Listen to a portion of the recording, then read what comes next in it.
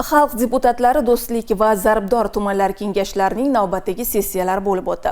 Unda O'zbekiston Respublikasi Prezidentining 2026-yil 30-yanvardagi 2026-2027 yillarda Jizzax viloyatini ijtimoiy-iqtisodiy rivojlantirishni jadallashtirish bo'yicha qo'shimcha chora-tadbirlar to'g'risidagi qarori ijrosini ta'minlash, hududlarni ijtimoiy-iqtisodiy rivojlantirish va aholi turmush darajasini yaxshilash masalalari atroflicha muhokama qilindi.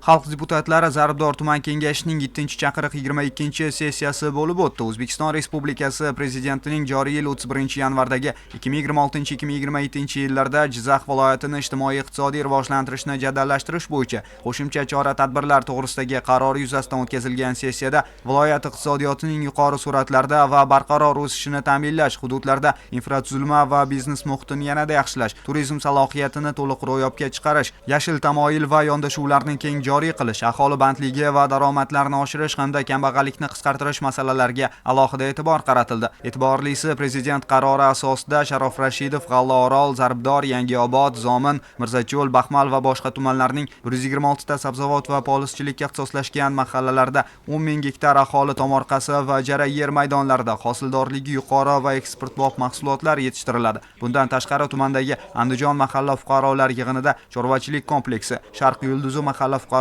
yig'inida naslli parrandachilikni rivojlantirish, o'simlik yog'i ishlab chiqarishni tashkil etish, Oqar mahalla fuqarolar yig'ini hududida paxta to'qimachilik klasteri, Yoshlik mahalla fuqarolar yig'inida go'shtni qayta ishlash, Yangiobod mahalla fuqarolar yig'inida trikotaj mahsulotlari ishlab chiqarish korxonasini kengaytirish kabi qator istiqbolli loyihalar amalga oshiriladi.